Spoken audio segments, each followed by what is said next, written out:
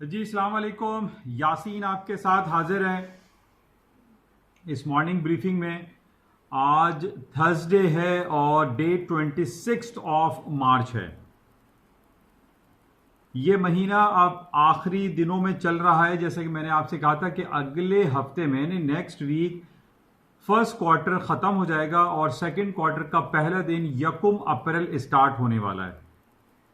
ये पूरा क्वार्टर एक बहुत खतरनाक तरीके से गुजर रहा है और गुजरा है। और सबसे ज़्यादा जो इसमें एक भयानक जो हमारे सामने जो कैफियत रही कोरोना वायरस के हवाले से, उसके असरात शुरू में तो सिर्फ चाइना में थे, लेकिन इसने पूरी दुनिया को अपनी लपेट में ले लिया है। और इस वक्त हम ये देख रहे हैं कि पूरी दुनिया सिवाय अब चाइना के वो इस आदाब का शिकार है और कोरोना वायरस की जंग से वो लड़ रहा है। पाकिस्तान में पूरा मुल्क शटडाउन लॉकडाउन की कैफियत से गुजर रहा है। पूरा यूरोप इस वक्त लॉकडाउन की हालात में है। अमेरिका में लॉकडाउन हुआ है। यानी बहुत संगीन सूरत हाल इस वक्त बरपा है। और आज हमारे पास जुमेरात का दिन है, जो एक सबसे बड़ी इंपॉर्टेंट रिपोर्ट जो अमेरिका की आती है वो वीकली जॉबलेस रिपोर्ट होती है, जो कि ये कहा जा रहा है कि 1 मिलियन तक इजाफा हो जाएगा जॉबलेसनेस में। वीकली जॉबलेस क्लेम में 10 लाख से 15 लाख लोग इजाफा अपनी रिपोर्ट कराएंगे कि वो जॉबलेस हो गए, बेरोजगार हो गए, जो कि एक बहुत खतरनाक एक फिगर आज शाम में आनी है।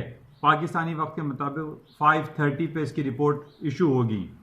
तो ये जॉबलेस क्लेम और इसके बाद जो 1 अप्रैल के बाद जो पहला जुमा आएगा, जो पहला फ्राइडे होता है, उसमें नॉर्मली जॉबलेस क्लेम जो मंथली बेसिस पे नॉन फार्म पेरोल और अनएम्प्लॉयमेंट रेट की जो रिपोर्ट आती है वो बहुत खतरनाक हद तक आने की चांसेस दिखाई दे रहे हैं। और पिछले हफ्ते भी हमने ये बात ट्रम्प साहब से सुनी थी कि और उन्होंने ये कहा था अपने स्टैटिस्टिकल ब्यूरो से कि वो जॉबलेस क्लेम की या अनएम्प्लॉयमेंट रेट की या नॉन फार्म पेरोल की रिपोर्ट शाया ना करें, क्योंकि इससे पैनिक क्रिएट होगी और पूरे अमेरिका की स्टॉक मार्केटों में इसका नेगेटिव इफेक्ट आएगा और बहुत हालात की संगीनी इससे रिफ्लेक्ट होती हुई दिखाई देगी। इस वजह से पिछले हफ्ते ट्रम्प साहब ने इससे रोका था। आज बहरहाल ये वीकली जॉबलेस क्लेम की रिपोर्ट है, जो कि बहुत इंपॉर्टेंट है। हम ये देख रहे हैं कि पूरी दुनिया जो है इस वक्त लॉकडाउन और शटडाउन का शिकार है, कहीं कर्फ्यू लगा हुआ है और इस जंग से लड़ने की हर इंसान कोशिश कर रहा है। इसी हवाले से 3-4 दिनों से अमेरिकी सेनेट में वोटिंग का सिलसिला पेंडिंग का शिकार हो रहा है। कई दिनों से ये सुनने में आ रहा है कि जनाब सेनेट में वोटिंग होगी और $2 खरब का एक मुआशी पैकेज अनाउंस किया जाएगा अमेरिका की जानिब से, लेकिन कांग्रेस ने अभी तक इसको पास नहीं किया है। इस पे वोटिंग नहीं हुई है। कल रात भी लेट नाइट हम इसका इंतजार करते रहे कि जनाब ये $2 खरब की वोटिंग होनी है और ये पास होने के बाद इसको एक कानूनी हैसियत हासिल हो जाएगी, लेकिन अभी तक इसके अंदर कुछ एतराज़ात, कुछ तहफ़्फ़ुज़ात जाहिर किए जा रहे हैं, जिसकी वजह से अभी तक इसकी वोटिंग नहीं हो पाई है। हालांकि कल सारा दिन अमेरिका की स्टॉक मार्केटों में तेजी रही और इसी उम्मीद पर कि जनाब ये $2 खरब का मुआशी पैकेज, जिसको हम स्टिम्युलस पैकेज कह रहे हैं, कि ये पास होने के बाद हालात मजीद बेहतर हो जाएंगे, लेकिन ऐसा ना हुआ और कल इसकी वोटिंग नहीं हो सकी। आज बहरहाल जुमेरात है। आज दोबारा हम इस इंतजार में रहेंगे कि ये $2 ट्रिलियन जो कि एक एमरजेंसी जो अमेरिका की तारीख में इससे पहले कभी इतना ह्यूज जो फाइनेंशियल या इकोनॉमिक पैकेज इशू नहीं किया गया, ये तारीख में पहली बार होगा, अमेरिका की तारीख में पहली बार होगा कि ये $2 ट्रिलियन का इकोनॉमिक स्टिमुलस पैकेज शाया किया जाएगा। इसको डिलीवर किया जाएगा एक आम आदमी के लिए कि उनकी जो बैंकिंग सेक्टर है या हेल्थ सेक्टर है, वहां पर लोगों को एक प्रोवाइड किया जाए, जो मॉर्गेज फाइनेंसिंग है, हाउसिंग है, बिल्डिंग है। इस हवाले से पूरा एक इकोनॉमिक पैकेज इशू किया जा रहा है, जिसके ऊपर कुछ तहफ़्फ़ुज़ात अभी पाए जा रहे हैं। इस वजह से इसकी वोटिंग नहीं हो सकी है और ये अभी भी पेंडिंग इल्तवा का शिकार है। अच्छा, इसके अलावा आज जो सबसे इंपॉर्टेंट मीटिंग जो रिपोर्ट है वो जॉबलेस क्लेम की है। इसके अलावा 11 GMT पे जर्मी पावल फेडरल रिजर्व बैंक के चेयरमैन, उनकी आज स्पीच होगी इस कोरोना वायरस से हैंडलिंग के हवाले से, बहुत इंपॉर्टेंट होगी और इस पे मार्केट की मूव एक्सपेक्टेड है। तो ये 11 GMT का टाइम इसमें दिया गया है, उनकी स्पीच आनी है। अच्छा, बहरहाल मार्केट में बहुत सारी बातें इस कोरोना वायरस के हवाले से लेके चल रही हैं और उसमें बहुत सारे लोग सवालात उठा रहे हैं कि आया ये कोरोना वायरस की जो कॉन्स्पिरेसी है या पैंडेमिक है, ये कहाँ से शुरू हुआ और किसने शुरू किया और ये कैसे हुआ।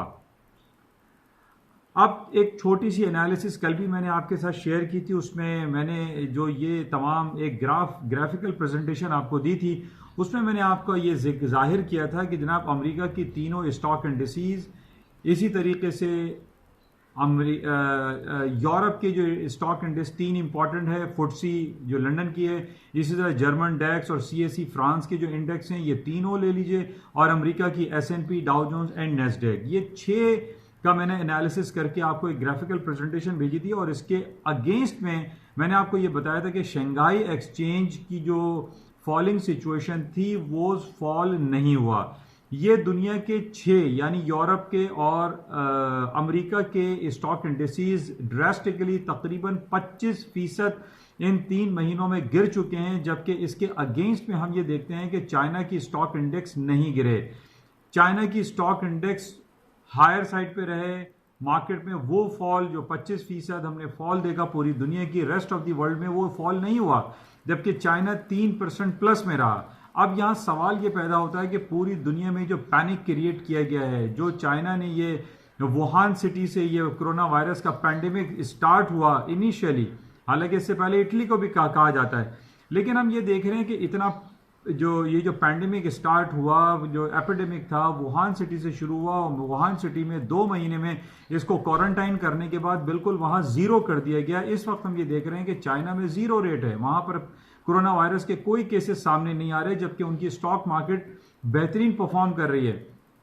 अब सवाल ये पैदा हो रहा है कि क्या आया ऐसा तो नहीं कि ये सारा जो भी सिलसिला रवा रखा गया है कोरोना वायरस के हवाले से, इसमें कोई कॉन्स्पिरेसी क्रिएट की गई है चाइना की तरफ से कि उसने पूरी दुनिया की स्टॉक मार्केट को रेटल डाउन करने की ये साजिश की और पूरी दुनिया की स्टॉक मार्केटें जो है वो गिर गई और वहां के जितने भी बड़ी बड़ी कंपनीज के शेयर थे वो चाइना ने खरीद लिए।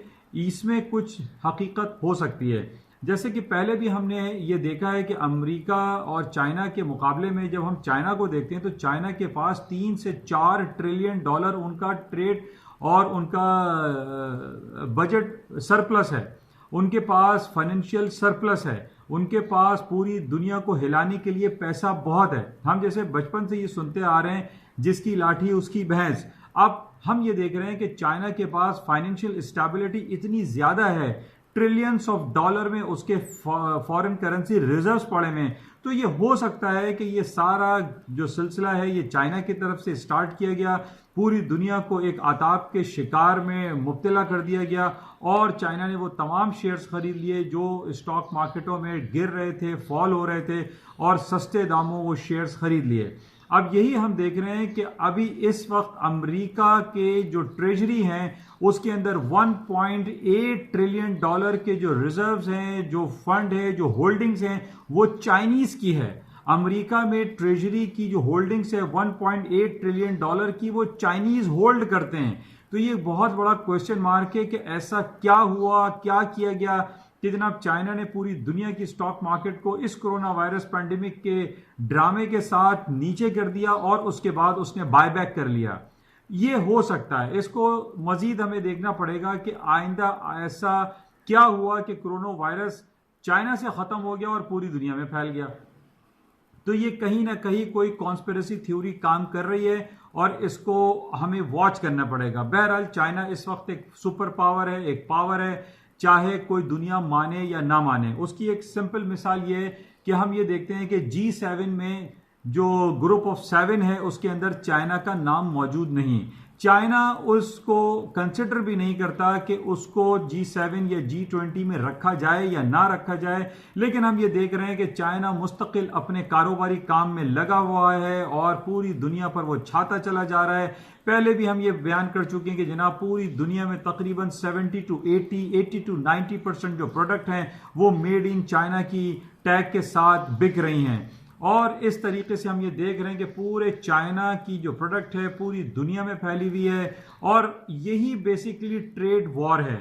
हम पिछले बल्कि डेढ़ साल से ये देख रहे हैं कि अमेरिका और चाइना के दरमियान ट्रेड वॉर और बिलियंस ऑफ डॉलर के टैक्सेस अमेरिका चाइनीज गुड्स पर लगाता चला आ रहा था, लेकिन इसका रिजल्ट कोई खातिर खा अमेरिका को नहीं मिला।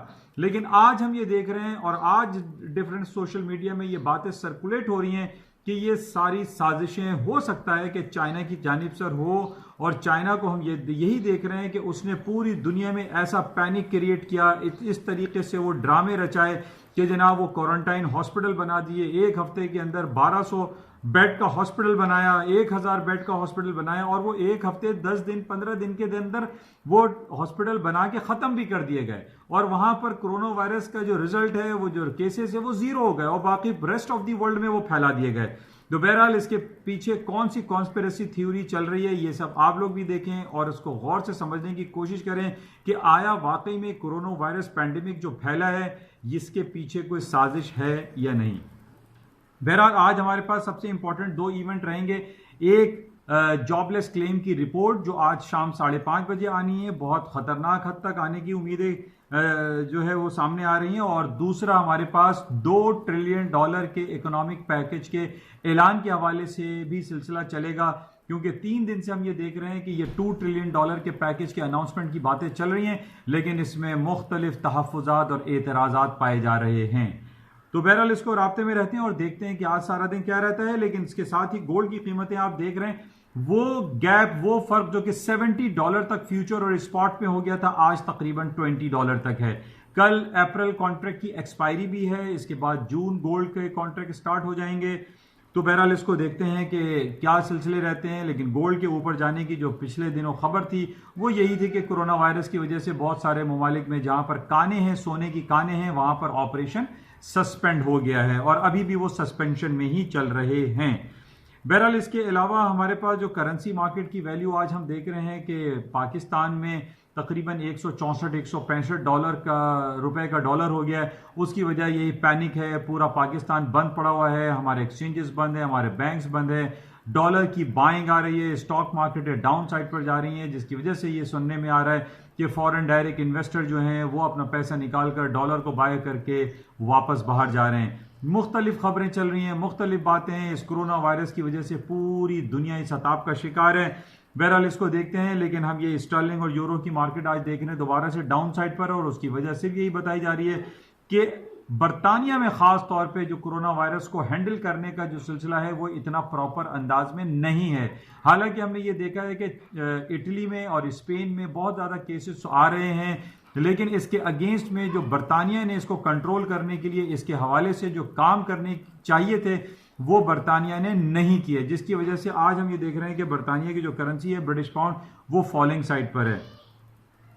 बहरहाल आज 11 GMT पे जर्मी पाल की जो प्रेस कॉन्फ्रेंस है या उनकी जो स्पीच है उसको हम गौर से देखेंगे कि और उसमें चेक करेंगे कि आया और कौन से क्वांटिटेटिव ईजिंग या स्टिमुलस पैकेज या इंटरेस्ट रेट के हवाले से क्या कमेंट्स आते हैं। इंशाल्लाह राब्ते में रहेंगे। जाते हुए मैं आपसे कहूंगा कि इस यूट्यूब चैनल को प्लीज सब्सक्राइब कीजिएगा। फेसबुक पर इसका पेज है NI और मार्केट बाय यासीन, उसको भी लाइक कीजिए। Thank you.